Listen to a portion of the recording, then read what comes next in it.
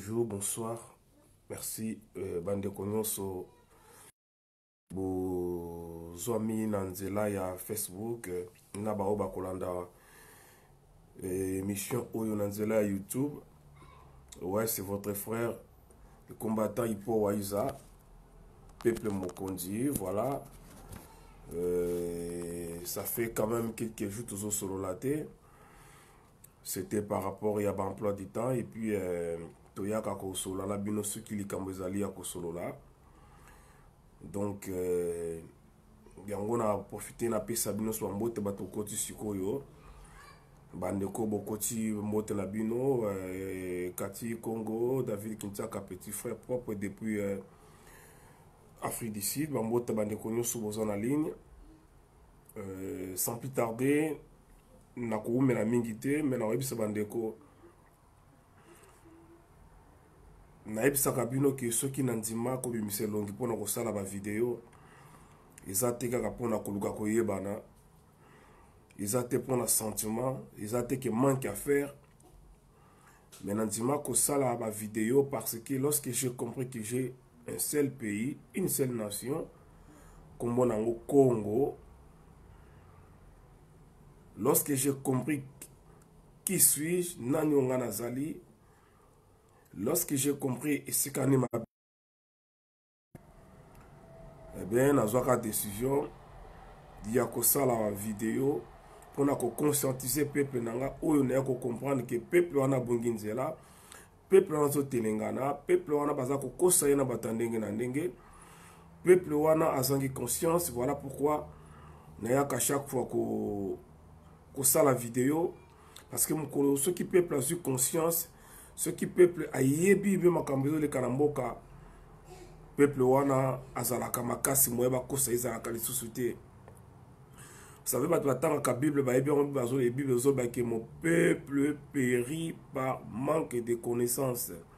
C'est-à-dire moto azana connaissance azalaka na mayele mingi, moto azana connaissance ezalaka pasi pona boko sa ye, moto azana connaissance azande moto azana pouvoir koleka parce que connaissance Bible zoba que Daniel azalaki na connaissance 10 fois koleka ba magicien ya Buconolozor. Donc c'est par la c'est par la connaissance de moto ayebaka kozala puissant na mokili oyo.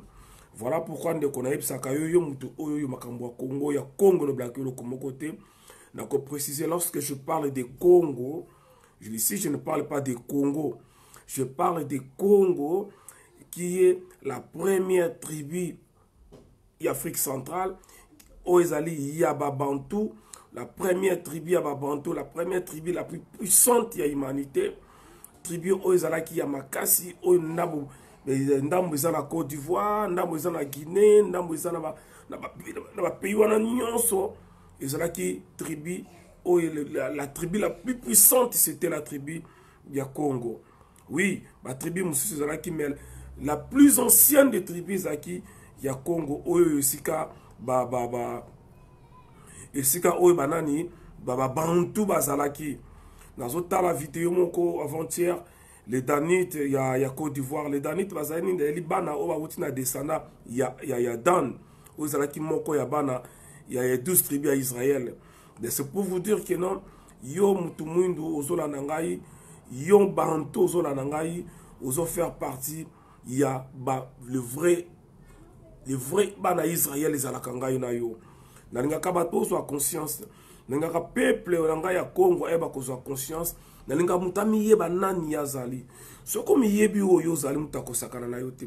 Moi ça me fait trop mal que mona bato bana Congo, bana royaume Congo, baba na kolela er nyonso nzambo lobinini, nzambe talotiki biso, nzambe tala boye. Même ye moko nzambe sika azali tanga zo yoka. Mais enfin, jusqu'à présent, mon peuple n'a pas encore compris. Mon peuple n'a pas encore compris. Donc, dès qu'on a Luka Oyeba Nani Ozali, Luka O comprendre Nani Oyozali. Na Oyebi Sayoke, si y a un peuple Oyo Nzambe à Salaka, si y a un peuple Ozali na bon Nzambe ya Nzambe na Kati na ye, ils allaient peuple Bantou. Ils allaient au peuple Bantou. oyo ozali très puissant, oyo bonzambe vandikati na yo, oyo nzambe asalaka na mukili oyo ezali yo mutu mwindo. Nayebisaka bato que tout ce que vous voyez dans la Bible, ezali une histoire vraie, ezali une histoire existante, mais sauf que c'est une histoire falsifiée, ba changer ba personnage.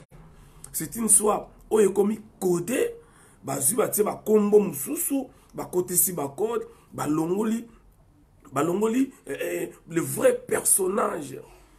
Tout ce qui s'est passé dans la Bible, il y a l'isolo ya batu mwindu et salami na Afrique. Nyonso bomona na Bible et salami na kati ya Afrique. Na ba africain, na ba noir. Tout ce que vous voyez, Moïse était noir. Les David, Aaron, les Josué, Déli, tous ces gens-là, les Abraham, tout était des noirs. Était des noirs. Pourquoi nous avons confirmé en gros? Dans la vidéo précédente, les recherche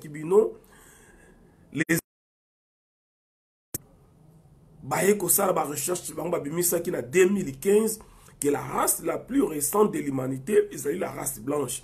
C'est-à-dire race oyeka kamikolo yokaka lobi race sima oyeka sika ezali race ya mundele. Et naebisa que même l'Europe était habitée par les noirs. Les premiers habitants de l'Europe ce sont des noirs. Les Anglais ont prouvé ça dans la recherche na bango basalaki à partir ya crâne au bazwaki bazui crâne noir ba passer dans ba laboratoire na bango na examen na bango, ils ont compris que non, ils ont conclu que ils allaient crâne il y a l'homme noir, ils ont conclu encore que les premiers habitants il y a Grande-Bretagne c'était des noirs. Nalana ki on a RTNCT, nalana ki on a chaîne on a RTGAT, nalana ki on a France D. L'une des chaînes françaises la plus respectée, France D. Et puis, une émission il y a 20 heures. Il y avait des vidéos qui se battent pas dans vidéo. Numéro na PC vidéo 07 68 99 86 91. 07 68 86 non 07 68 99 donc 99 86 91. Le premier habitant il y a Europe c'était des noirs. Et n'expliquait qu'il y a mundele ayaki na mukili. Bon ko vidéo nanga précédente boko mona pona gagner temps. Na live c'est qu'il y a nini mundele c'est koma na mukili mundela utaki wapi. Parce que nzamba sala ki mundele te mundela nzamba sala race moko. C'est la race blanche, pardon, c'est la race noire. Et mundele connaissant pouvoir na biso, ba yeli bino ba bloka ba témoin de Jéhovah, ba témoin de Jéhovah ba livre na bango, na ba livre na bango mona wana. Bazo tana kati ya Adam na Eve na jardin d'Eden ba mindele bazo ça veut nyoso pardon ba mindele ba ange oya nzambe mindele ba ange oya satana batu mwindu bazo satana batsaye mutu mwindu na baseke. Tout ça c'est pour dire que yo mutu mwindu ozali ya diable ba yena lisona mino que na mutu mwindu awutaka na nzela ya Sem. C'est moi à Robota Mutumuru Tango, Noé à Modisaka, Tanga Monaki, Bulumbu ya papa nae, papa na la kela kayemabe, Yanga Botaka Mutumundo. Ça c'est l'histoire où il mundela zoye la yo, pour yo comprendre que ah, donc on a zali moi la malédiction. Ah, donc on a woutina la malédiction. Ça c'est l'homme blanc aïe à côté ici va laver cerveau ya bato. Ba ne kona bo kanisa malamu il y a 20 ans passé ma solo to beta oyo to no robeta ngote. To no ko beta ngote so bandika keba okufa. Nzamba ko boma yo, komi ko tuna makambo te, komi ko beta bo te. Ba kamuke ba sela kama kama nzambe débatté. C'est-à-dire, à partir de la religion,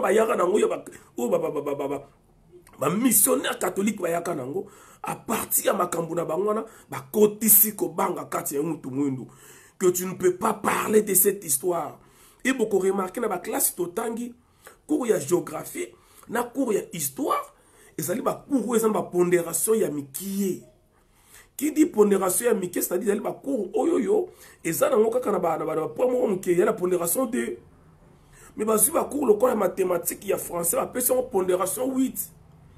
Pour la pondération DT, c'est-à-dire histoire, na géographie, na ba science batonga sur 20 sur 20 mais mathématiques français batonga sur 60 sur 80 ça doit peser en pondération 6 8 pour nani basala yango parce que yo tango vando bi a histoire yango pesa yango ba point muki ata na zwi na ngala ngote sala nini a histoire yango pe a géographie yango pe eza nango na des points muki so na zo te sala nini mais ba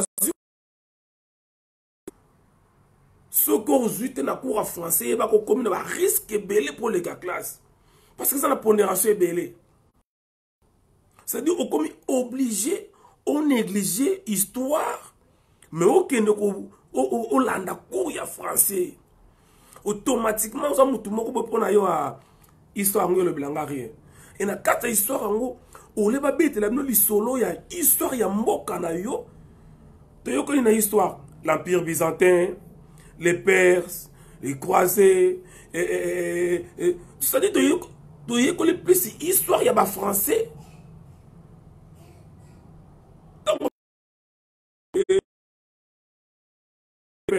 Empire byzantin, les croisés, les Perses, les Charlemagne, ce sont des Français. Or, nous ne sommes même pas colonisés par les Français. Nous sommes colonisés par les Belges. Mais au lieu de l'histoire à Belge, nous avons plus d'histoire à Français. Histoire à Mbokanayo, Barbette la yangote. Tu as une cour à religion. Au lieu de quatre cours à religion, tu as un kotanga. Ba pesa biso religion ya mboka na biso. Bokoko na biso, doctrine na biso, tradition na biso, mais biso te. Tozotanga le christianisme, tozotanga islam. Nga mutu mwini bozotanga sanga islam. Nga mutu mwini bozotanga sanga christianisme. Ça dit, ils ont eu le temps ya ko laver cerveau ya batu. Jusqu'au point que comme qui période de moko boy, to beta kout ma solo ya Jésus te.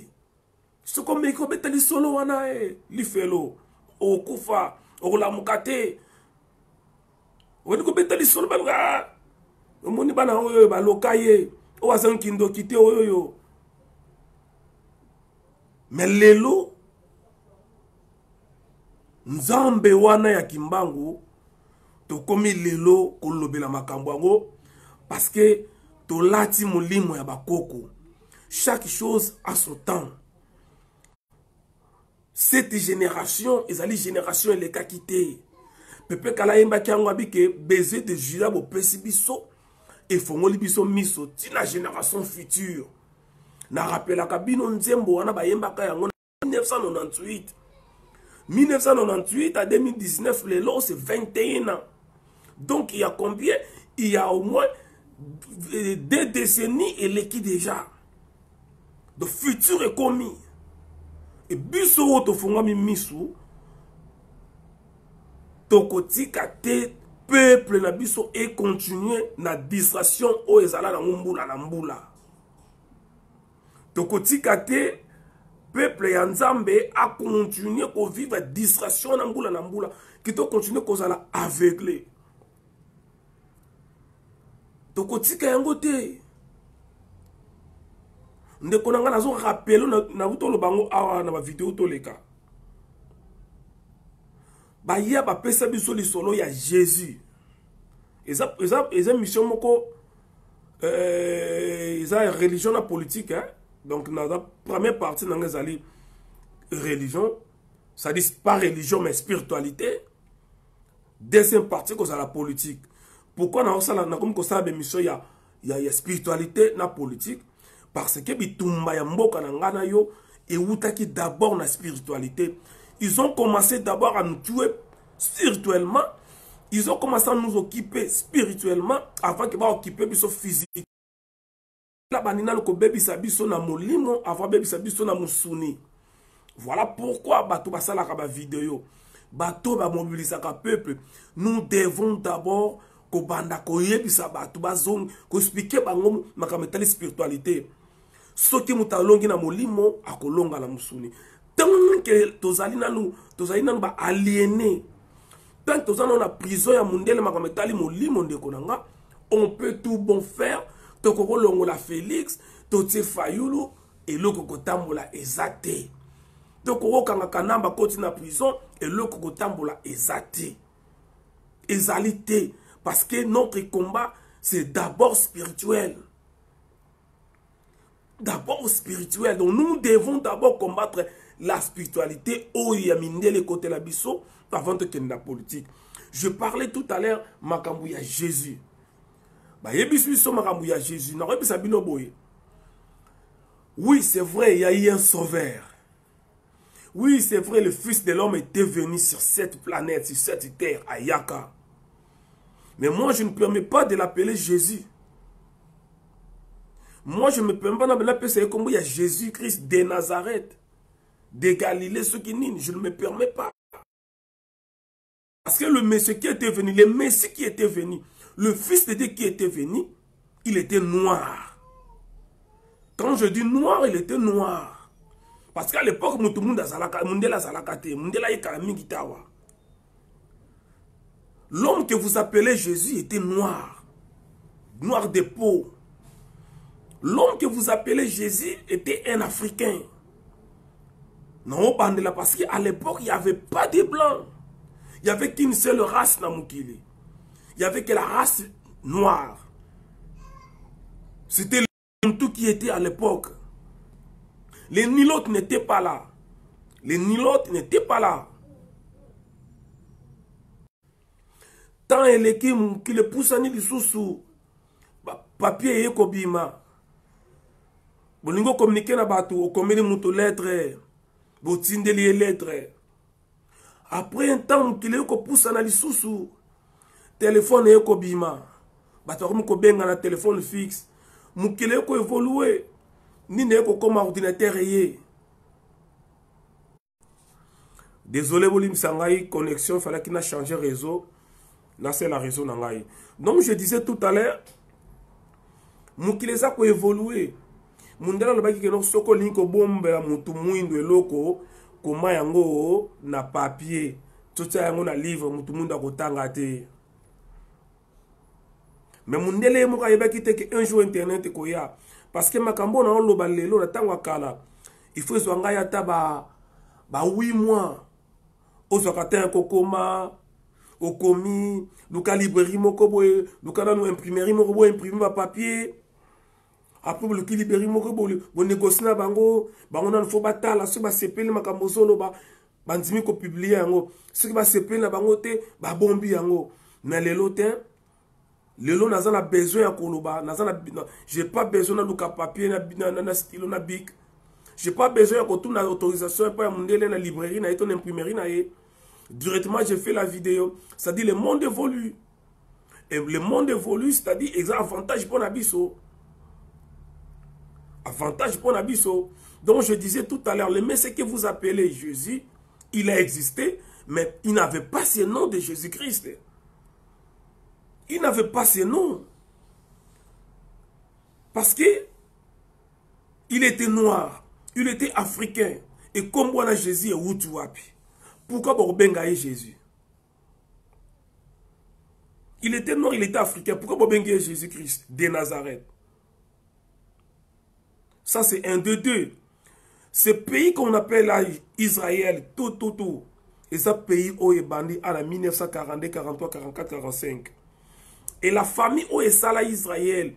Parce que ça l'Israël, ce sont les Américains. Bah fondé les États-Unis, les Khazars, juifs, ce ne sont pas des juifs. Ce sont des juifs convertis. Bazaki 6. 3 bâtis en Europe, 3 bâtis en États-Unis. Bangonde basali 13 familles où est déjà comme ba illuminati. Ce aujourd'hui billet $1 au commun des 13 flèches.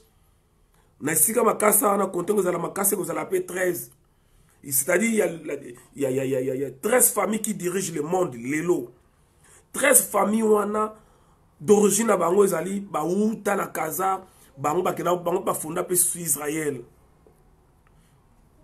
C'est pas pour rien que Israël américain va protéger Kayango. C'est pas pour rien que le premier pays où il faut reconnaître que non, capitale, il y a comme na ville, il y a Il y a des Palestiniens qui ont créé problème parce que États-Unis, États-Unis, sur la même famille, qui Israël. Donc ce sont des gens qui sont venus là. Donc moi, ça me fait trop mal comme on a un noir chrétien. Ça me fait trop mal comme on a un noir musulman. Ça me fait trop mal comme on a un noir bouddhiste. Ça fait trop mal. La seule race au monde, le seul peuple au monde, où etika bonzambe na ye, ils ont bonzambe ya bapaya. C'est la race noire. Donc bao batika bonzambe na bango, batiki coutume na bango, batiki tradition na bango, batiki culture na bango, bakezo ya bapaya. Ezali kaka mutu mwindo. Et ce côté-là, dans le monde entier, la seule race pauvre, c'est la race noire. Même les noirs américains sont pauvres par rapport aux blancs américains. Ça, c'est la grande vérité, ça, c'est la grande réalité. Même en France, au gros, à la France, au bout de la mutu muindu, au gros, à la kaka différent à mundele. Parce que nos ancêtres avaient transgressé la loi. Babuka ki mibeko. Bazu nzambe ya bapaya. Batiki nzambe ya solo.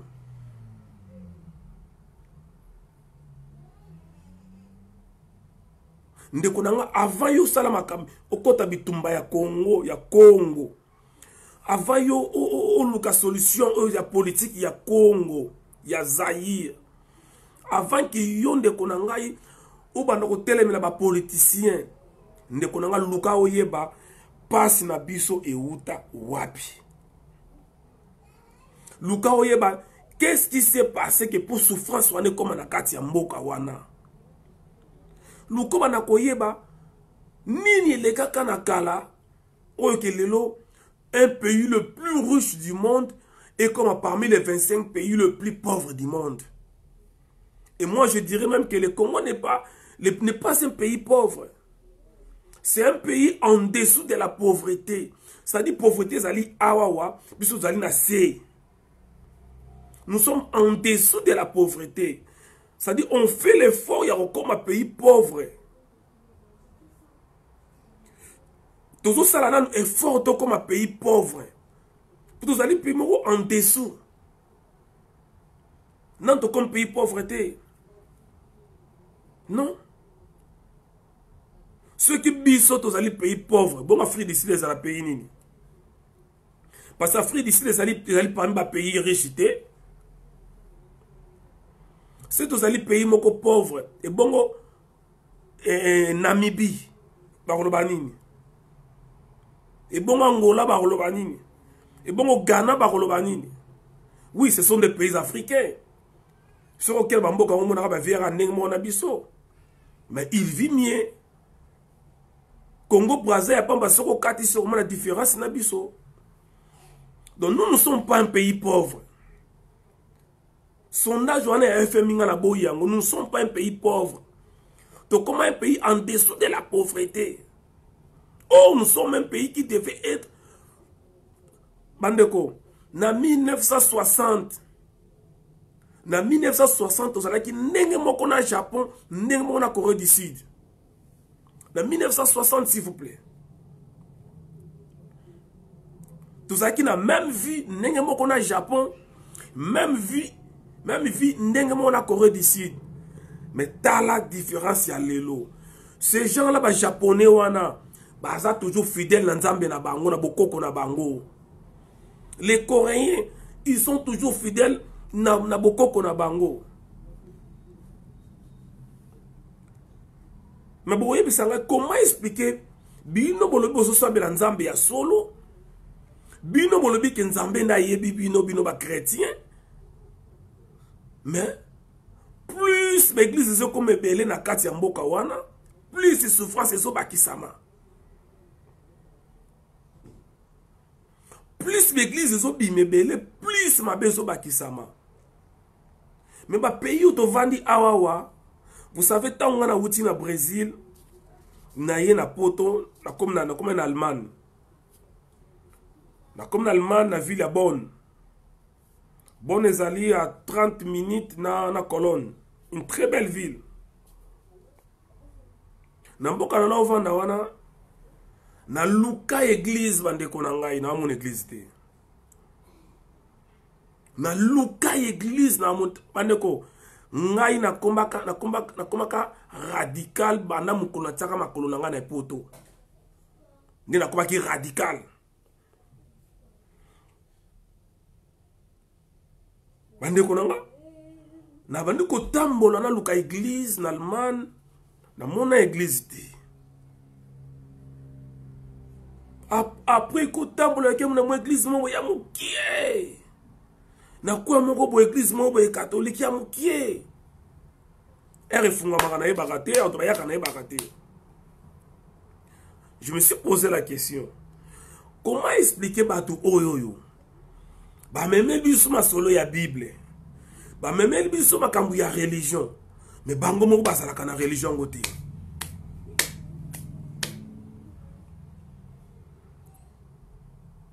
Ba yeba la kisi bino Jésus. Ba la kisi bino Saint-Esprit.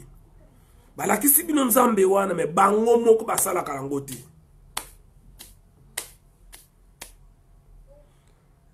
Ba yeba la kisi bino Bible. Ba yeba kisi bino zali parole de Dieu. Ki nyonso za na kati za munduki. Mais bango moko na bandako na bango ezalaka te batsaka ngo na ba bibliothèque.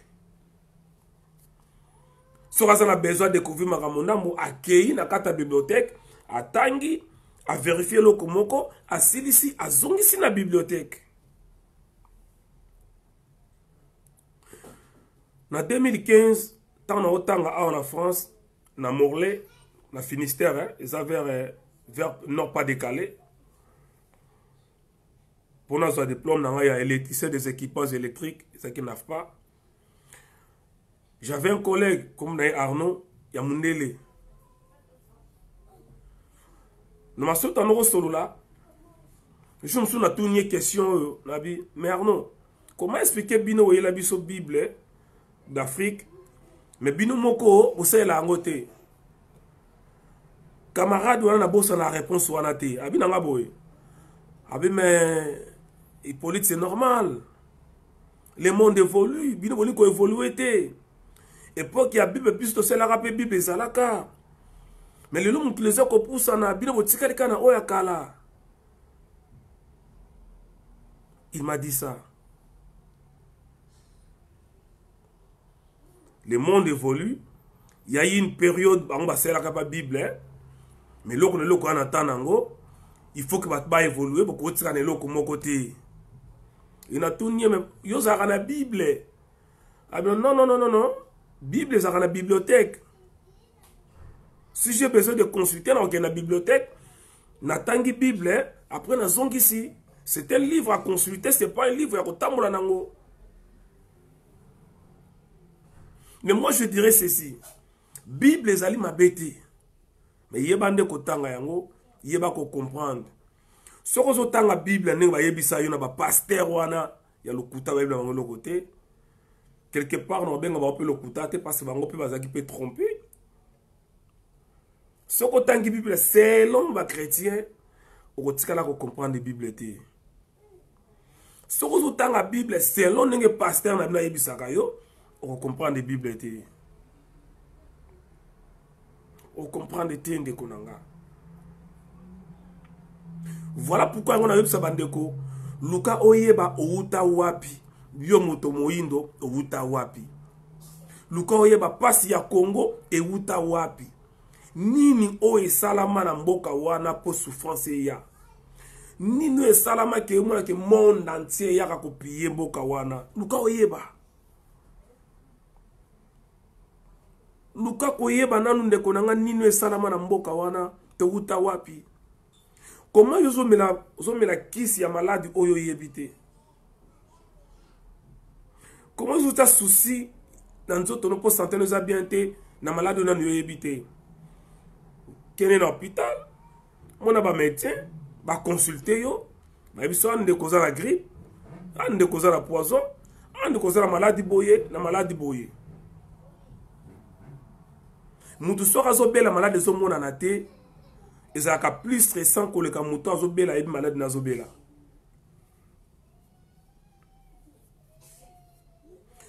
Milongo lomba la Bible eza na schéma, mais il faut balakisa yo ndenge ya kotanga. Voilà. Donc, mutu azobela o yebi malade na ye, azali différent na mutu azobela yebi malade na ye te. Malgré que bango bali bazobela. Excusez-moi.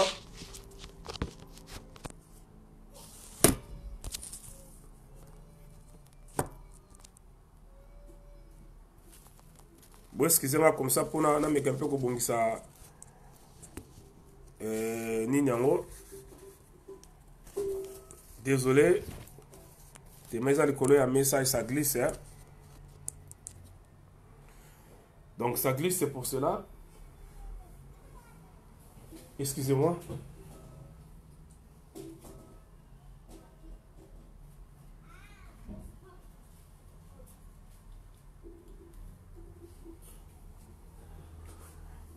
Donc je disais, Mouto Azobela a été malade naïe.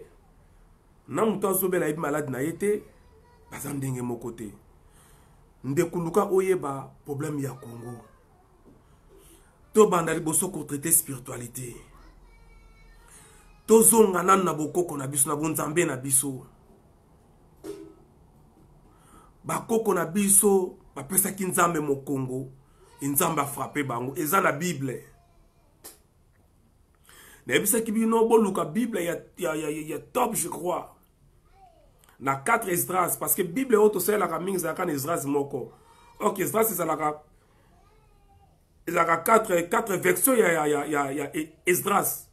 Mais la Bible za ka Esdras moko. Na Tob so aussi 4 Esdras 6.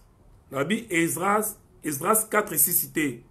Maintenant ba 4 Esdras 6. Donc 4e épître ya Esdras. Voilà, 4e épître ya Esdras. Soko zui yango okomona Esdras azoyebisa Nzambe. Mais Nzambe abi papa biso nde peuple oyo salaka. Biso ndo lobaki ke tozali na molimo na yo. Biso ba o lobaki ke ozalaka kati na biso. Mais pour kozotika biso batba uta sud nord est partout baya kopier biso. Pour kozotika biso tokoma ba wumbu ya ba nation. Siko ndeko na ngai bisa ngai mboka nini oyebi oyo mukili mbeyaka kopiye. Mboka nini oyebi oyo ekoma na koneti tokoma neti ba wumbu ya batu nyonso. Okomona ngo kezali mboka na yo. Ndeko na yebisa no sincèrement tant que tokozongela nzambe ya bakoko na biso te mboka wane kotikala kubonga te.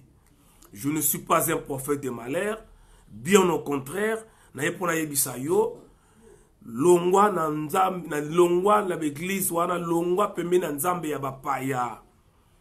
Ozali ko sepelisa nzambe te. Avant mindele baya bakoko na biso bayebaka nzambe bazalaka na nzambe. Ce n'est pas les blancs qui ont montré à nos ancêtres Dieu.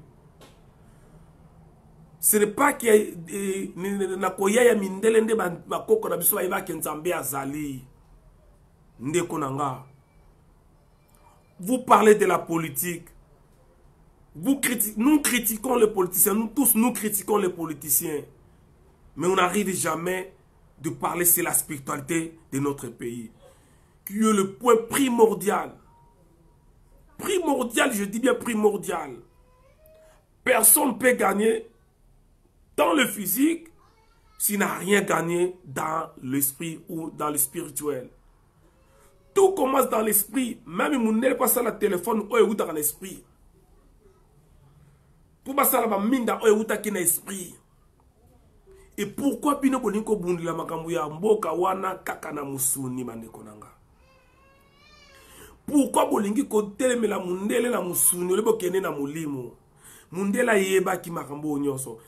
na ngana belo komo ko choquer bato bo limbisanga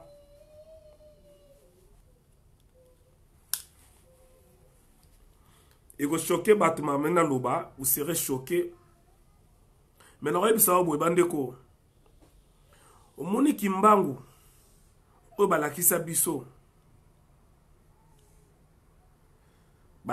ndenge balakisela biso te ndenge azali na bandeli.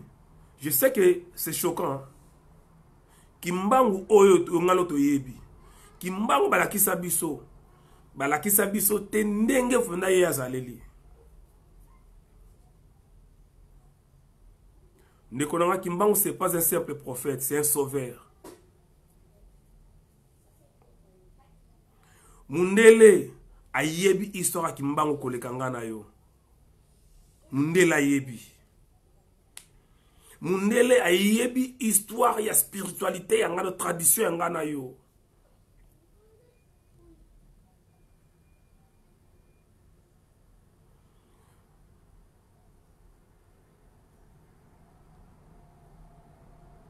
Merci beaucoup.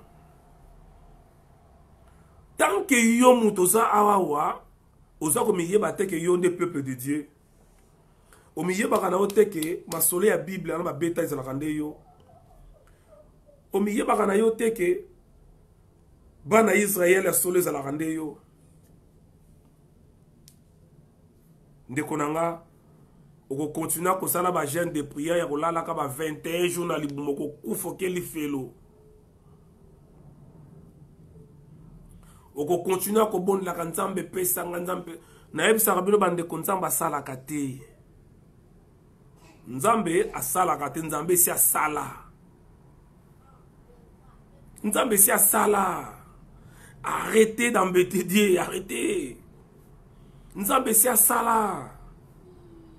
Olingi Nzambe asala nini? Nzambe si asala. Eza lokola otongi ndaku na yo, obengi ba électricien ba yeba sele ba ampoule. Parce que pour opérer ampoule na yo, il faut bien un électricien ya ko pelise la yo. Pour faire la réchaud na yo na cuisine, il faut bien un électricien ya ko fongolela yo réchaud. Bandeko, Nzamba sala kate. Nzambe si asala. Moto moyindo asambela kate. Moto moyindo ko sambela te, ko sambela nini, ko sambela nani. C'est choquant ma nazo loba. Moto moyinda lobaka. Oto bana lingala asakaka. Foko ba ko saka. Ba koko na biso ba mama na biso. Asaka nga loka ya ko loko na maloba. Yo ndongo zawana na ono so salinga ko kende musika te okoke azoloba. Akosambela Nzambe te Nzambe. Sunganga mwana kende musika te non. Alinga pambola yo mwana nanga na mama na yo na papa na yo kende nzela neza ya kufungwama mutako luko butu na moya kozwa yo te eya na butu ya na moi okomone loko muka mabe kombela yo te na fongoli nzela na yo voyage na yo kene malamu nzela zo tambola ba sida no seza musika na yo nga papa na yo na lobi na yo nga mama na yo na lobi na yo kene na libala wana Zala porte bonheur ya mobali na yo. C'est ça. Un bantu a amuto alobaka. Lele koma Nzambe natiki mobali nga zo voyager na maboko na yo. Natiki bana na nga na maboko na yo. Non. Yebisa bana ozo ketika bana ba kende classe yebisa bana. Bozo kende classe. Tini bo bima awe loko moko te simba bino. Mutu moko ta ko mekabino na butu pe na moi. Accident moko te ko za la pembe na bino. Ozolo bozo ko saka. Ne passez pas ne passez pas vos temps ya ko sambi ya ko prier.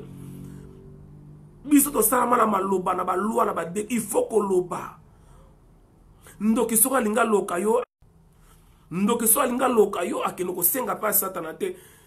Satana mo kontinent ngolo bini na loka muto na te. Un sorcier. Non, un ndoki akoya a lobby, toi salé loko moko boye, et s'il Il n'a pas prié. Pourquoi Bandoki avant Baloka va prier raté?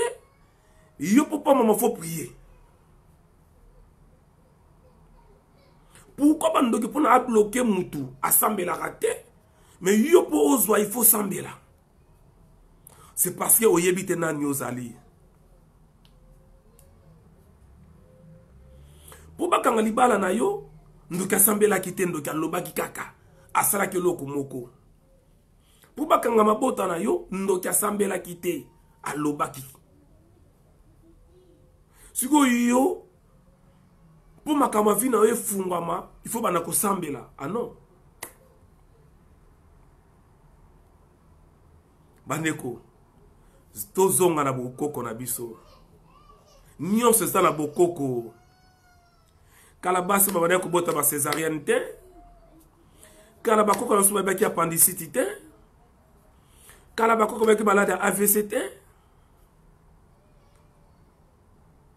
Mama ko bota ma pasa mi bale mi satu na césarienne te. Ba ko bete etonga moko te o pona douleur ezate. Mais akobota très bien. Masola césarienne ezalakate. Mbelukuta kokata libumwana ezate. Mutako tonga ye azate. Aboti très bien. Toye baka banzambe na bango wana te tozalaki bien.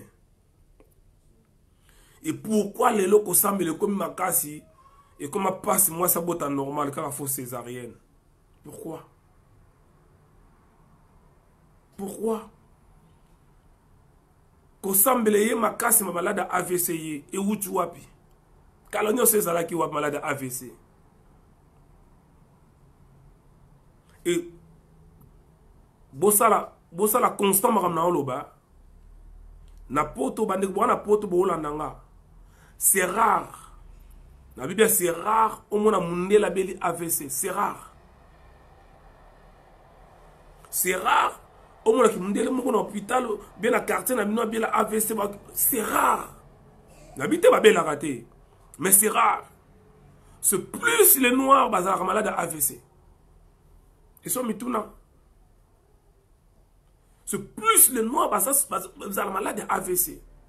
Et zalaka wap malade à Naliboso. Ba malaria, on est zalaka wapikala, zalaka te.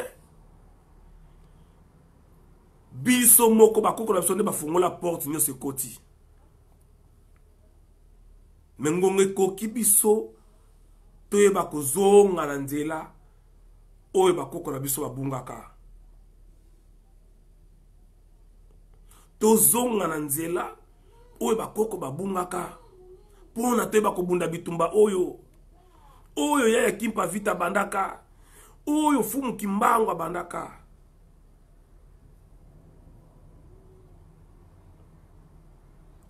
Boyebi histoire ya film ya quiconque. La pesi maman na mbote afongola nga makambebele. Maman ngonga mbote sikozale. Boyebi film ya quiconque. Zwa quiconque konk wana bakisango 0 na suka. Bakisango 0 na suka et pesa nini? Et que ça King Congo, c'est-à-dire le roi de Congo, le roi Congo.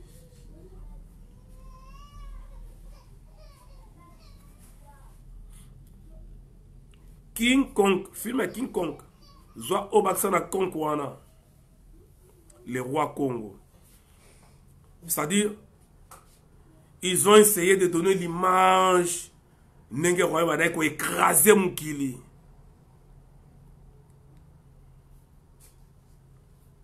Ndekonanga. Beaucoup remarqué à partir de 1980, souffrance surtout dans Mboka Nabiso, dans Zaïre. C'est à partir de 1980, souffrance et bandit. Et c'est à partir de 1980, il y avait l'église des réveils et Kobanda. Et ce côté-là, Batunion, so oyoyo, Bayaki Kozwa, en plein de l'église des réveils, ma kasi. Bana ou Talibanda, Baye na Congo. bauti na Europe baye na Congo na Zaïre.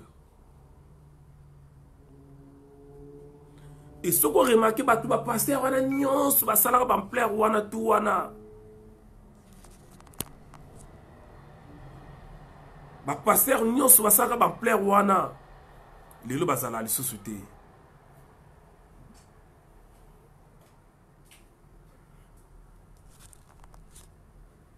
Lelo bazala lisusu te. Ils ont détruit le peuple de Dieu. Dans le message de maman, il y a le Kouta. Ils ont détruit le peuple de Dieu. Dans ma terre, il y a le Kouta. Bande konanga. Il est temps que tozonga na Nzambe oyo ba koko na biso. Bande kololo bana ota la télévision tout à l'heure na ota l'émission moko boye. Ils ont la tribune hein. So bokoti bota la titre nango Sidou Bangi elongwe na Congo. Il y a parti il y a 10e minute. Il y a une fille comme il y a Christella à qui intervenir suite à l'association Moro Basali. Suite à l'association Basali pour soutenir bana basoda na ba camp militaire. Et l'intervention, il y a, disons-le comme ça, il y a demoiselle en question. Ça m'a fortement choqué et j'ai pleuré. Vous savez, il y a Makambole Kanambo Kawana, Soki Ozali Nabaner Boko solidité. Au bana toujours la pour la paix moko kufa.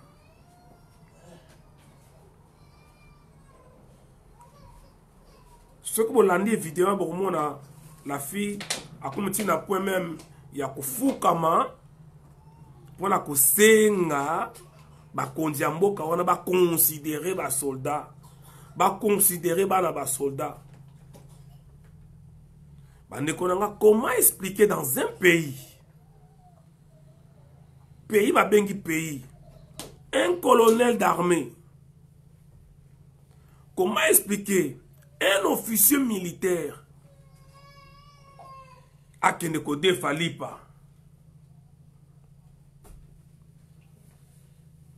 Comment expliquer un officier à Kenekode Falipa?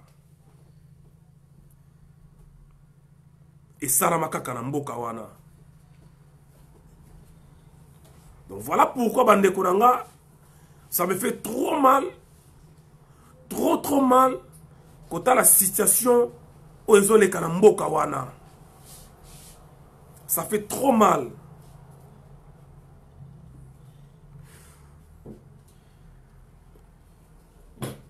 Tout le monde a Félix Tshisekedi. Azako Tambola, monde entier. Pour na ba déficit mbongo. Azotambola monde entier pour na ko defa mbongo. Ayende na France va payer combien 10 millions de dollars. Va payer 10 millions de dollars. Mais au moment où des milliards et des milliards ils ont maboko ya batu. Des millions et des millions de maboko ya batu, les Katumbi, les Muzitu, les Bochab, les Kimbuta, Matata Pogno, des Mende, tous ces gens-là, ils ont milliards et des milliards. Des Jeannette Kanambe, des Zoé, des Rouberwa, ils ont des milliards. Mais Félix a tambola pour n'a des fils à Mbongo. Puis ba kabela Mbongo ba 10 millions. 10 millions oyoyo. Matata pona kwazana ngona compte na écoute koleka. 10 millions oyoyo. Muzitu azana ngo ya koleka ye moko.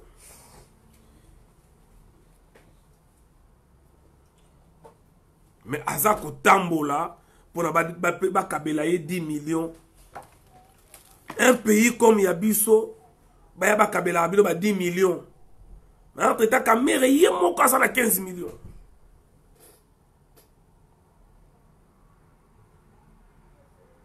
Ceux qui tozol bande ngona tozali ba tribaliste. Ceux qui tosengi justice c'est ça la ma pona ba crime ande ngona tozali ba aîné. Tozali ba jaloux. Tozali ba pangistanais ne bolobaka. Comment expliquer un individu comme alias Kabila? Salaire na yemoko 650 000 $.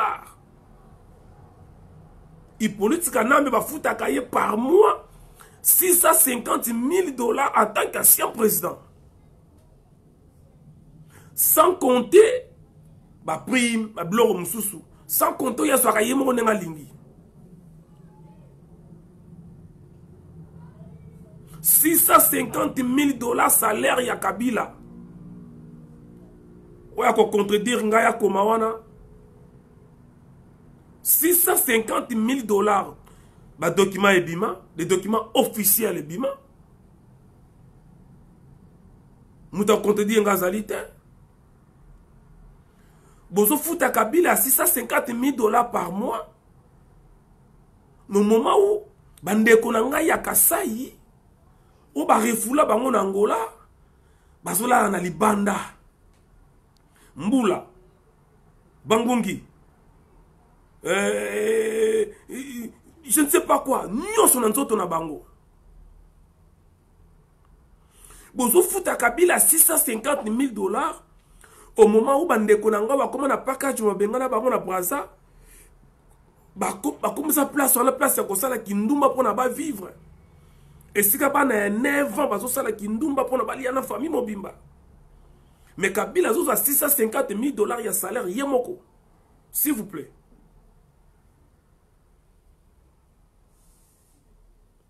Bah oui. Bah oui, Milo Ngolomba. Non, tant que soit ba kanse ngam solo ba que nous sommes montés. Je ne suis pas là pour manipuler le peuple. Je ne suis pas là pour intoxiquer la haine. Mais je suis là pour conscientiser, pour réveiller les Kalamboka. Félix Azo Tambo, là-bas, des filles, Basunga Congo, n'a 10 millions, 15 millions. Ce que vous salaire, il y a politique, il y a Nemoko, na 10 mois, il y a Pamba, na 10 mois, il y a 6 millions 500, na 10 mois. Ce que vous avez 12 mois, de 6 millions 500, plus 1 million 300. Azana 780 000, de 7 millions 800 000 salaire na yemoko ya Nemo Bimba. Un Rwandais, un étranger. Manekonanga. Et Moutande, on a zoba qu'il aille pas combattre la corruption. Et Moutande, on a dit qu'il pour la Congrès la développer. Comment expliquer un individu, vous savez, salaire, il y a François Hollande. Ils allaient à combien? Salaire, il y a Obama, ils allaient à 40 000 $. Ce que vous évitez, Obama, qui n'a pas longueur qui beaucoup, le dernier salaire, il y a 40 000. Bien sûr, il y a un avantage, mais salaire, il y a Obama. Ils allaient à 40 000 $, tant à longueur. Macron, salaire, il y a 50 000 $. Macron. O azana tembe, koke musikate, zwa kota na Google, bete yango, salaire, président Macron, beta. Koke musikate, tozana 21e siècle, 2019, vitesse Android. Beta ka si passe après comme la batu que non, oh, wa izozo ko sabatu, tika le kuta, salaire ya izali 100 000.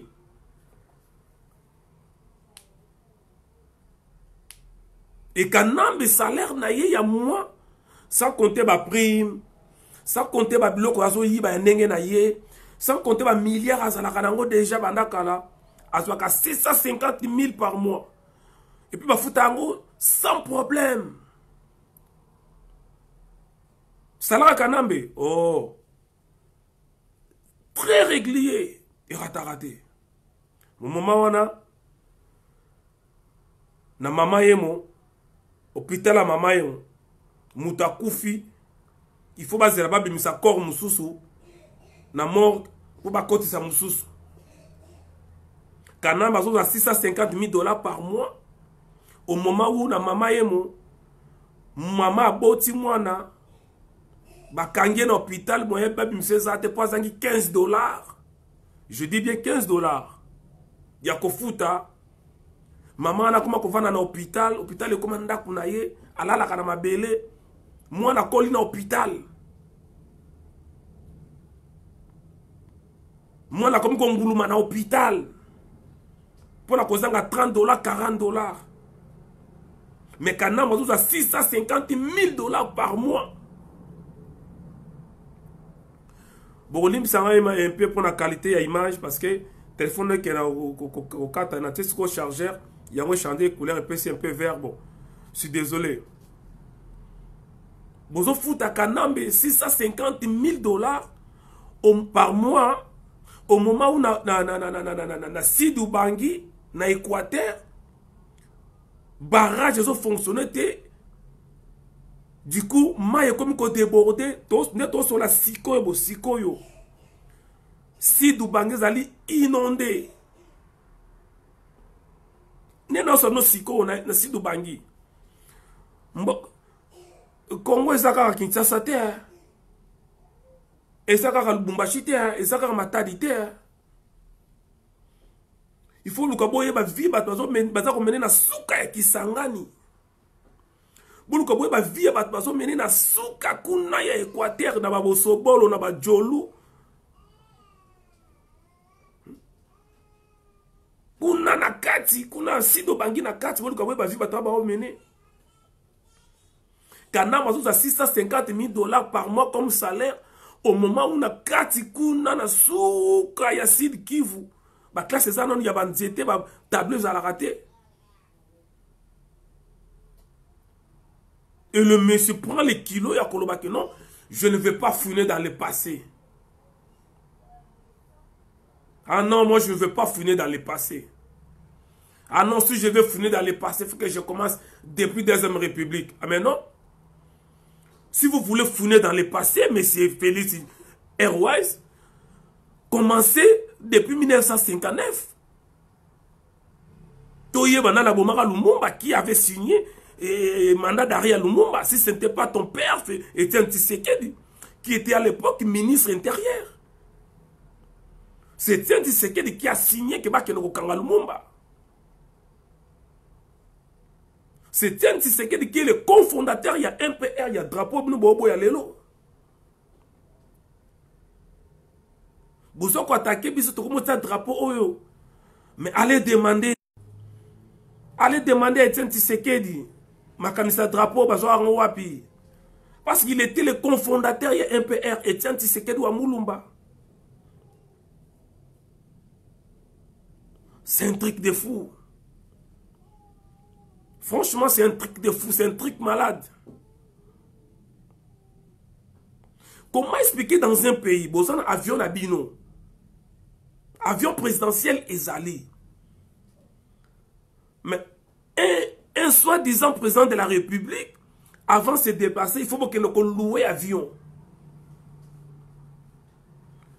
Félix a fait au moins 26 voyages. 26 voyages dans 10 mois. Il a dépensé au moins 100 et quelques millions de dollars américains. Et dans 26 voyages, avion wana. Mais avion basonga na mbongo na nga. Soki yo muni mbongo neza yo tenga eza nga. Avion ala basonga na mbongo na nga. Un sujet rwandais qui est arrivé dans mon pays clandestinement, qui s'est retrouvé miraculeusement à la tête du pouvoir. Il a confisqué l'avion et comment il a y est. Et le monsieur qui s'est dit qu'il est pleinement président, pour qu'il se déplace, il faut qu'il va louer l'avion. Qui peut comprendre ça? Qui peut comprendre ça, bandeko? Qui peut comprendre ça? Et surtout, vous allez jaloux. Surtout, tout ça va tribaliste. Dans le village, il y a des côtés. Ni le village de maman, ni le village de papa. Village de maman, il y a Kasangulu. Ozo mata na luila eza village na biso Kinteki 1 Kinteki 2 luila village na biso yanga rien mais na Kasai bitumbe kuta bat bakufa na Bandundu bat bakufa na Équateur bat bakufa na Est n'en parlons même pas. Si je défends ce peuple, c'est par amour patriotique. Je pouvais aussi fermer les yeux comme font les autres. Je pouvais aussi m'en foutre dans ma Cameroun et ma chaîne Beli Basalaka. Mais lorsque j'ai compris que Nazonga ki na mukiri oyo juste pour la justice, c'est par rapport à mon nom. Yango ndeko luko yeba kombo na yo. Ngolo banini. Pour ce que nous Alain oyebité. Si nous Cathy Ngolo banini oyebité. Si nous Yvonne Gypsy Ngolo banini oyebité. Mais Kitumba est une signification. Matai est une signification nango. Nenge mokonga kombo Waiza est une signification nango. Aucun membre de ma famille a yeba ki kosela la kombo na biso Waiza.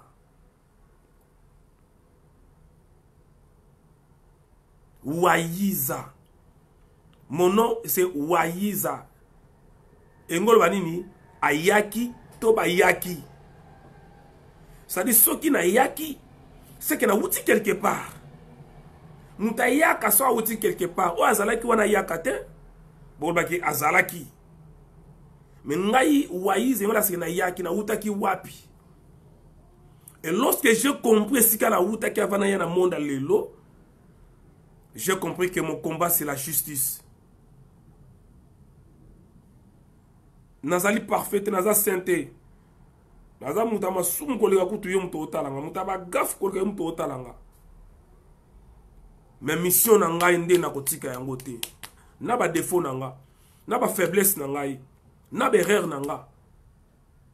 Na kosala mission na ngai ya justice. Yango na bandeko luka ya ba kombo na ça fait partie ya combat tozanango. Ça fait partie ya combat tozokunda lelo. Ce n'est pas pour rien Mobutu à côté de ça qui retour à l'authenticité. Que Mobutu va combo zonga. C'est parce qu'il savait ni ne bomba mina sima ya bakombo. Mobutu savait.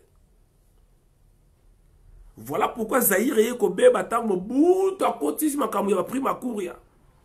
Tant à côté de ma franc-maçon nde makambu ya Zaïre et Kobe ba. Tant à zalaki na bokoko Zaïre zalaki malamu.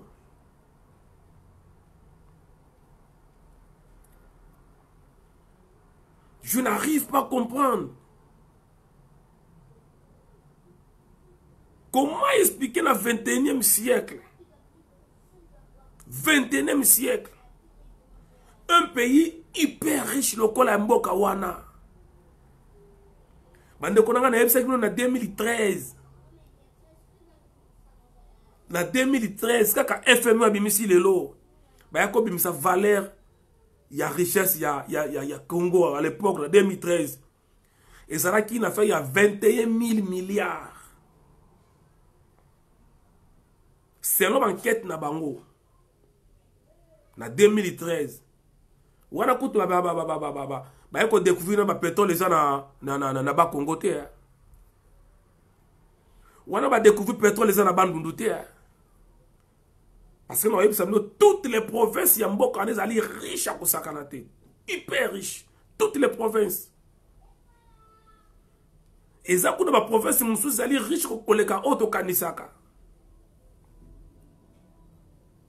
Mboka lokola Bandundu eleki Kasai na mbongo. Mutakosa bino te. Mboka lokola Bandundu eleki Kasai na mbongo.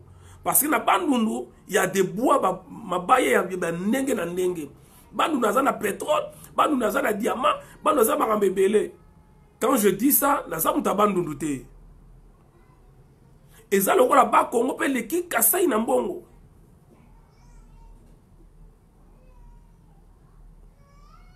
Toutes les provinces ezali na mbongo ya kosakana te. Mais comment expliquer mboka oyo basali ba statistique basali ba sondage na bango? Na 2013 babi que eza na richesse à 21 000 milliards de dollars américains. Mais pays où on est toujours pauvre. Qui peut comprendre ça? Qui peut comprendre ça, bande konanga?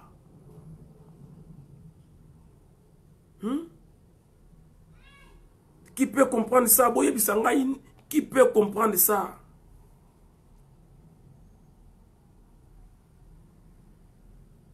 Félix Azukta mona bamboka ba pesa ba 15 millions, ba 10 millions. Au moment où na kaka na Kinshasa wana, il peut récolter 80 000 milliards, n'est-ce pas, ça 2 mois au Karzoyango.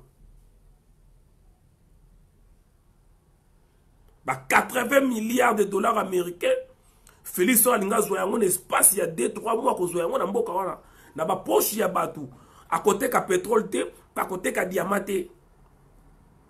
Les gens comme des Katumbi, ils ont pillé le pays na façon mwa sakanate. Je sais que Katumbi Bazala déjà dans Mbongo. Quand moi j'ai connu Katumbi dans le monde de Bale, il était déjà millionnaire. Ça, il faut l'avouer. Ça, il faut l'avouer. Katumbi a comme millionnaire depuis 1996. Ça, il faut l'avouer.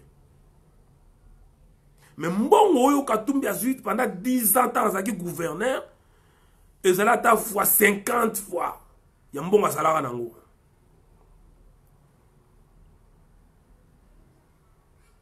Et après, Félix, tu me dis que tu ne veux pas fouiller dans le passé. Bozo vi ya kanambe tanga yaki. Mbongo azara la tanga yaki. Na mbongo na elelo, bo comparer. Comment expliquer na mboka mobima ba individu ba leka mboka na mbongo ebele? Comment expliquer?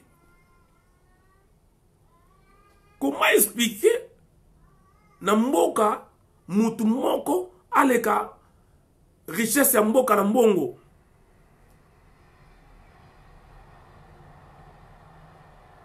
Dès que ça fait trop mal.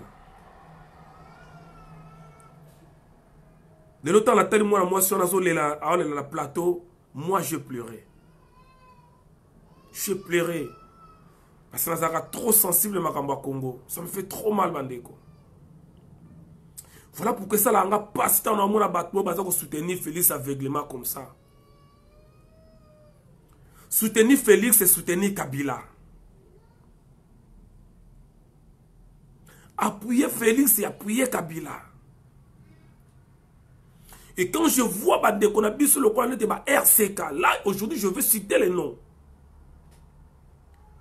Quand je vois Bandeko le coin de RCK, quand je vois monsieur comme Martin Sali, ou moula combattant Rwandais. Quand je vois Bandeko le coin de Pachelu et consort, Pachelu Mikobi, tous ces gens-là qui ont combattu Kabila jusqu'à la moyenne de Pinière, jusqu'à la Moukou va combattre Kabila. Les gens qui ont soutenu Félix, oui, Félix a moi Namboka. Mais quel genre y a moi Namboka?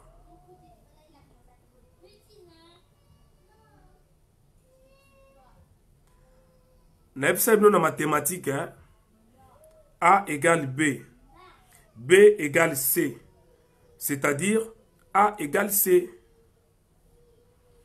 Je crois bien en l'associativité, si ma mémoire est encore bonne.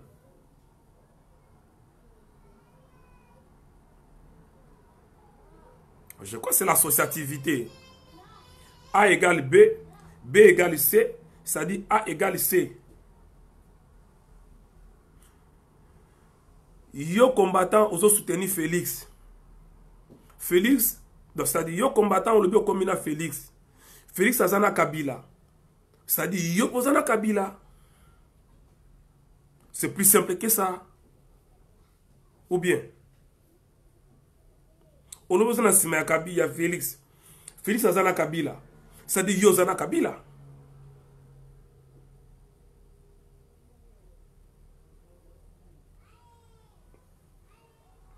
Bandeko, ça fait trop mal. Makabezali ebele ya koloba. Mais tenzo permettre te. Tenzo permettre te. Nako beta li solo ya suka ya minembo. Bandeko. Mutango to beta li solo yoyo. Bat balbo ba non, bino ka koloba. Koloba bosa eloko moko te endeko. Vous savez pourquoi Baba que Prince ezali 4e pouvoir? Comment expliquer bato bazana mindu kité mais bazana 4e pouvoir? Comment bato bazana armée te mais babi ngo 4e pouvoir? Parce que mouton le bakelo loko ana ayeba ki force ya koloba ya ko dénoncer ya ko informer bato. Nazana d'âge moko nga na sala na lobango. Un peuple conscient est plus puissant qu'une arme nucléaire. Peuple soit comme conscient à l'équipe ma casque les arme nucléaire. Ça dit ce que moi je fais c'est pour vous informer, c'est pour vous conscientiser. Oye ba situation les kalamboka. Et ça ba oba koboya. Malheureusement lelo ba tant liba ba comment ba kabiliste koleka ba kabiliste. Les talibans ba comment ko défendre Kabila koleka Mende Boshab. Koleka Muzitu, koleka ba pana nyonso les talibans ba comment plus ba kabiliste. Bataille de pes ba comment ba kabiliste koleka na Mende, koleka na Kimbuta, koleka na Boshab, koleka na Tango Fort. Kolekana na Henri Mova Sakani. Mais boyo kama minembo. Makambo zolo ka minembo ekenene ni na expliquer bino bandeko. Bon moni nenga babani ba démarche na bango wana. Ba sali ma marche, ba déposer ba déposer mémo na bango et pas ba sénateur américain. Ba keti ba poser ba autorité wana. Balongo baketi na ambassade ya Congo aux États-Unis. Ba déposer mémo. Baloba ki on bien que ba déposer ba mémo to monaki.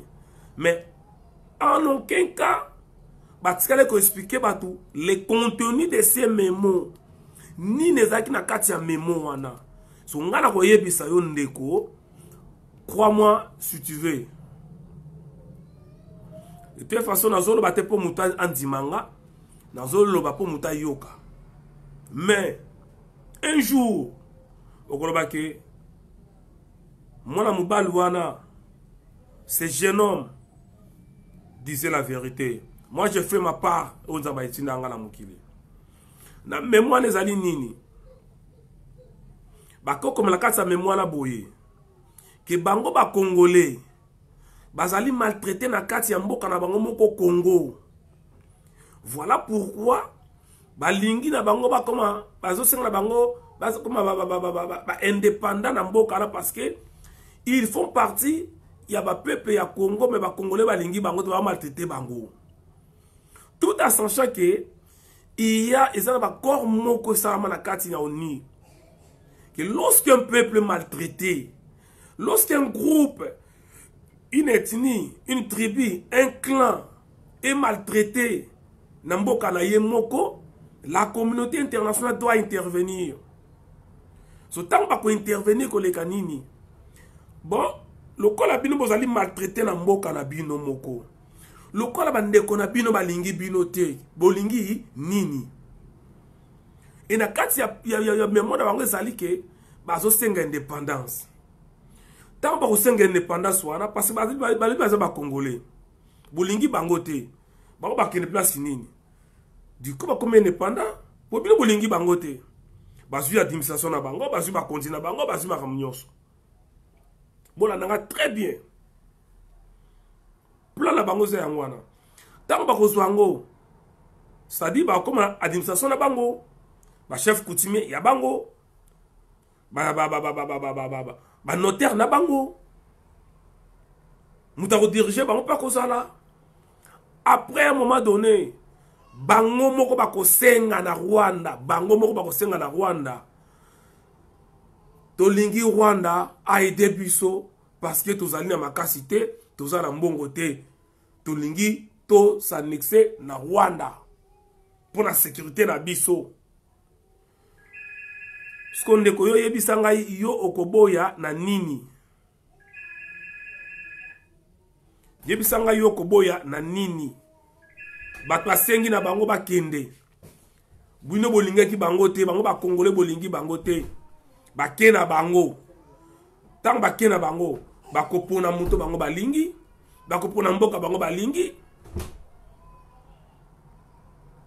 mbala moko balkanisation esalami na propre parce que balobi ke baya bakongolais. Voilà les raisons, l'une des raisons Jeannette Kanambe azoyebisa Sylvestre Ilunga ki ba kende na nini na recensement bino bovani 18 ans na mboka na botike ko sala recensement te pourquoi kaka lelo recensement et salama pourquoi boza ko la recensement est-ce que recensement na Congo zali souci ya ba congolais lelo est-ce que recensement les ali posa ya liboso ya ba congolais pour yo Jeannette Kanambe oyo zo babé ko sala ka service militaire na Tanzanie oto yebi que service militaire ezalaka toujours na bana ya mboka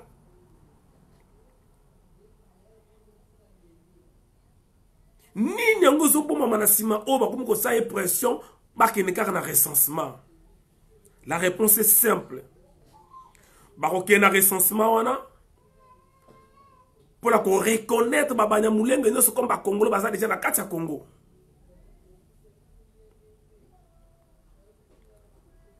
Pour jusqu'à présent bazo ba Congolais na makambo ya kala na mamubutu ya kala. Il faut que ba actualiser ba sala ngombe benga mise à jour.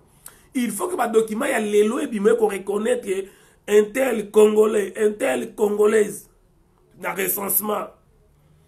Si vous savez le recensement, na yo muto te beka zaki banyamulenge Rwandais. Mais vous savez le recensement ba bengi Congolais. Yo ko boya ko supona ni. To ko marché to ko ganga mais na papier bu komi kaza Congolais. Si vous savez comme 10, 15, 20, 30, 40, 5 000, 10 000. Ba sengi na bango indépendance. Beaucoup boya yango wapi. Voilà plan na bango yango wana. Voilà pourquoi Jeannette Kanambe a l'équipe devant ba professeur Batamayele. Bande konangai. Jusqu'à présent, jusqu'ici, nana moni nanga Mutamayele na Congo te. Na moni namte. Boli bisanga. Nana moni nanga Mutalekinga na Mayele na Congo te. Tout soit déjà ba professeur nana moni Mutamayele te. Parce que Mayele, cause à Mayele, ils en a papier te, ils en a misala.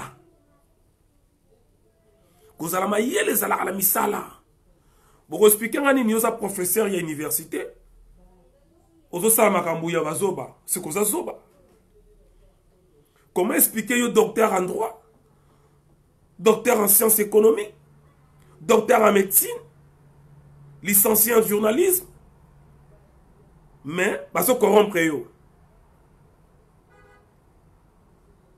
Un intellectuel a sa valeur. Un intello, on ne peut pas les corrompre. Je suis désolé. Et cette dame qui devant soi-disant député, député, devant les soi-disant les ingénieurs, les licenciés, les professeurs, les docteurs, yoka ba titre.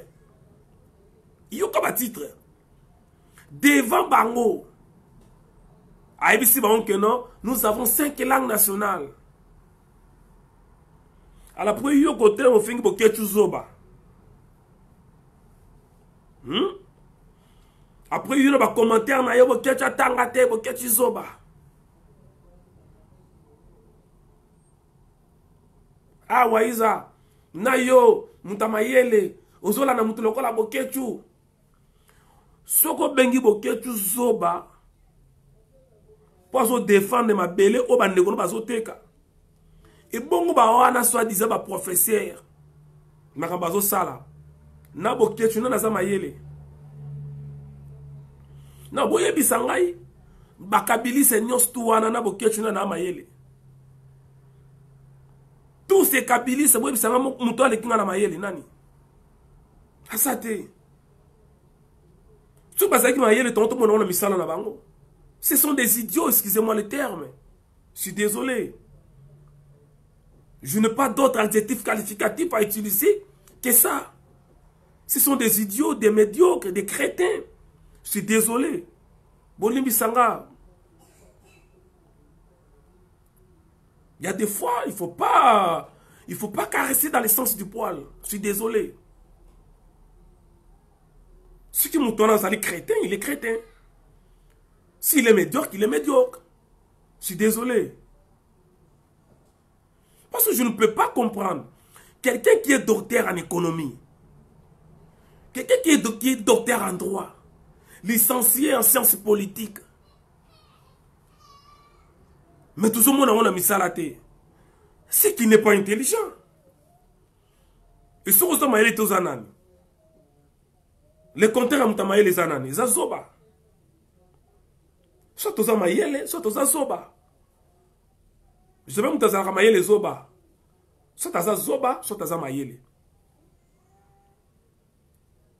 Depuis quand Congo commande 5 langues nationales, et à l'oba yango, boyoka politicien ni na leka contredire. Boyoka député ni na senga motion pour na contredire nani. Tous ces gens-là, les Eliezer, de Daniel Safou, de Papa Néon Lemba Lemba, un député qui finit ma bêtise. Qui a osé? Tous ces gens-là, qui a osé à répondre? Qui? Et ngainde yoko yako peksangana loba makambu ya mboka wana.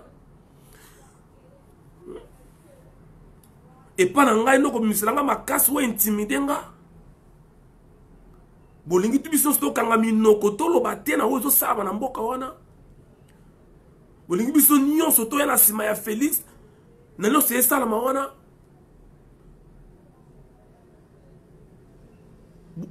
Batu nyonso bazo mbongo Félix azo bimisa mbongo presque toutes les semaines zo yawa.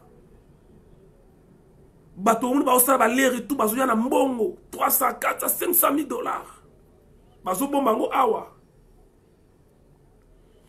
Si on a pèsé ba bendi sebele muta yebise nga ya comprendre ba ba ke na la lobi yango. Maintenant ke musika te. Si on a l'accès au biloko ba auto sombe la Félix ezali awa soki na lobi yango maman ba to comprendre ah biloko to na saki un tel muta lobi yango na ke musika te. Faut ba ko protéger ba to apesa sous information.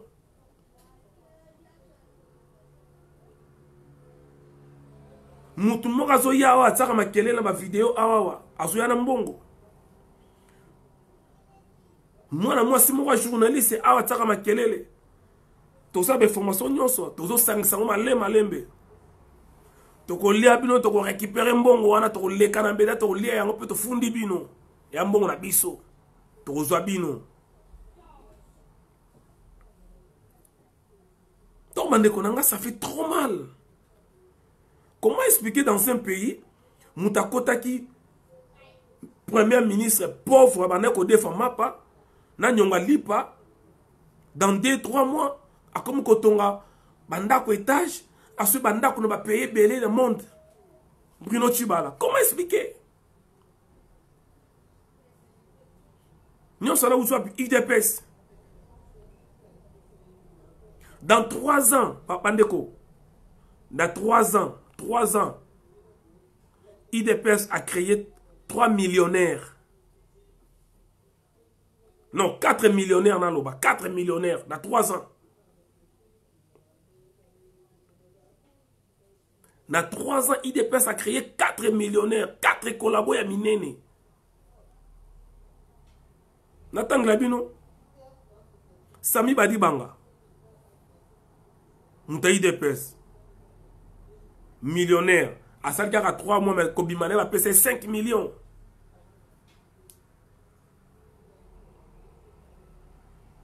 Après Sami Badibanga, on a remplacé qui est Bruno Tchibala. Kassé un peu kaka. Moutouka paye à IDPS. Dire ça que Kassaye, ça m'a tribalisme, mais ça va faire réel. Nebi pourquoi on a le bas, on a le bas. Sami Badibanga, ndeko na biso ya Kassaye, Mouta IDPS, millionnaire. Tchibala, Mouta Kassaye, Mouta IDPS, millionnaire. Kabound, net ça la Moutou ya Katanga, mais yep so Moutou ya Kassaye, ils sont millionnaires. Félix Tshisekedi, multimilliardaire. Dans 3 ans, on va créer 4. C'est quoi question dans ce tour? Pourquoi Kaka Bandeko na bisonde ya IDPS? Pourquoi Kaka Bandeko na biso ya Kassaye? Quand on a question, ils ont dit tribalisme. C'est juste une question qui passe dans ma tête. Pourquoi Kaka IDPS? Pourquoi Kaka Bato Kassaye? Pourquoi la plupart ya Bato va trahir Mboka la majorité va Kassaye? Pourquoi?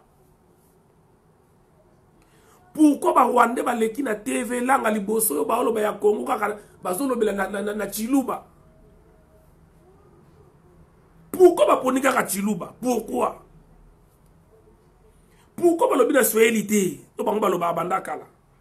Pourquoi ba lobi na Lingala te na Kikongo te na Kiyanzi te? Na Kimongo te na Kiyaka te? Pourquoi kaka na Chiluba? Ah bon, parce que non, c'est parce que Félix a commis président, Félix a monté à Kassaye, il y a un baoloba. Non, la réponse est simple. Parce que ces gens-là, bah, ils que tribu au bazalaka facile à manipuler. Tribu au bazalaka, tout le monde fait tribu au bazalaka, bazalaka, tout le monde bazali facile à coco, c'est à koyiba, à manipuler. Et ça va nous faire Kassaye. Tout le monde vérité de Maramezali, c'est pas le tribalisme, je suis désolé. Hein. Moi, mon combat, c'est pour tout le Congo, c'est pour tous les Aïrs. Mais par rapport à l'histoire, c'est par rapport à l'histoire. Mende, Kassaye. Boshab, Kassaye. Kanyama, Kassaye. Chibala, Kassaye. Mafungu, non, comment ça s'appelle?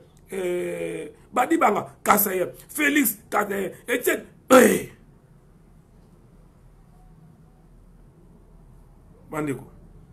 C'est par rapport à la réalité, na sali analyse par rapport à la réalité. Et puis, pire encore, tout passe à la IDPS. Est-ce que vous voyez que Chadar a eu dans IDPS? Vous voyez que Men a eu dans IDPS? Est-ce que vous voyez? Les Kimbuta tout bauta na IDPS, est-ce que vous voyez? Tala, bandeko.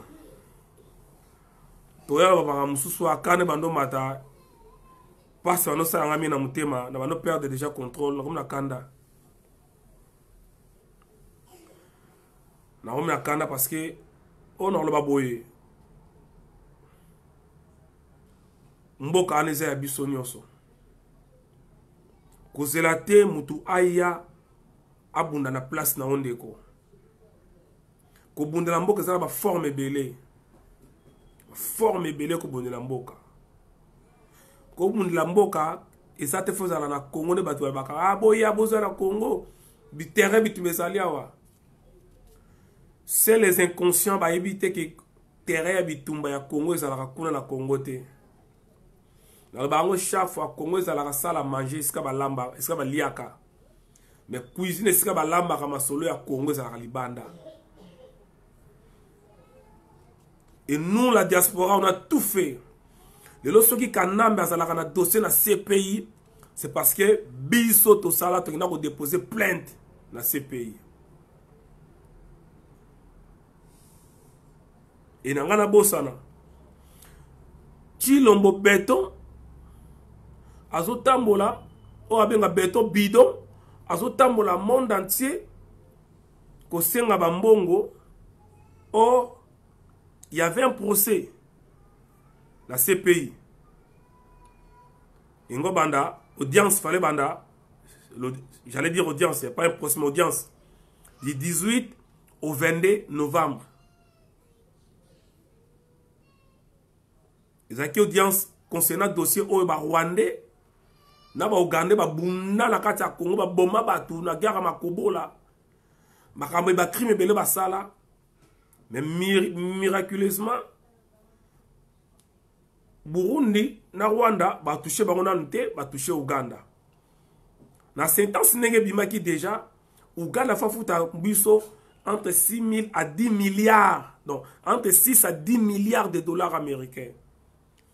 Donc, on a fait audience le 18, si le 22, fait aussi là, hier le 22.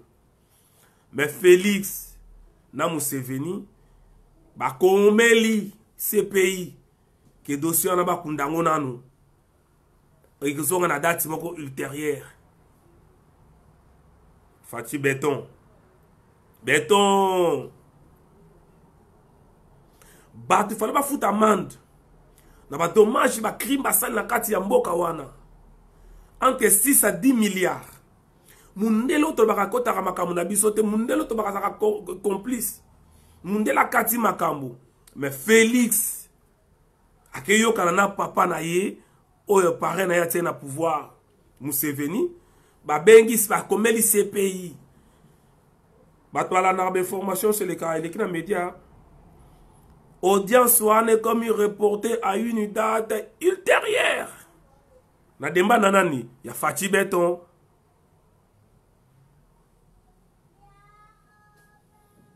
On est où là? On est où là? Au sol Mbongo, 10 millions de dollars. Nous avons moutazo de fayo, fafuta Mbongo entre 7 à 8 milliards, 9 milliards. Mais yo boy, obisi mutango, na mutango, vous avez médiateur, na noté. Ma botika on a occupé un jour. Après tu viens, tu nous dis que non, aux awana pour développer les Congolais. Monnaie. Kosaka bazoba na bino IDPS. Kosaka ba inconscient wana. Kosaka ba robots. Les robots IDPS, les gens qui ne réfléchissent pas, qui sont télécommandés depuis Kingakati. Pas nous les insoumis. Moi je suis un insoumis. 4 ans fondation ngala mukili on a bête sur la réincarnation pour comprendre. Nous allons expliquer bien dans le sur la réincarnation pour comprendre. Même yom to la nangai oye ba kombe fozonga na mukili. C'est choquant ma solo mais un jour no betango. Okomo na ngande tibilobe là, okomo na lokola ndoto, mais ngai ça fait plus de 4 fois na zongi na mukili oyo. Mission na ela ki tant que na sali yango te mutabo manga azalate. Na mission. Na koma na suka, na ba faiblesse nanga. Na berere nanga, na buzoba nanga, na mayele nanga. Na ko sala mission nanga ya justice. Je suis un insoumis. Mbote bandeko nyonso obozuli bakwa kolanda. Partagez vidéo. Oya sepelite. Nazara pona sepelisa batuti na ba vérité. Mbote bandeko nyonso partagez vidéo. Tokutani balasima bokoko toujours zongela nzambe na yo ingeta ingeta ingeta ingeta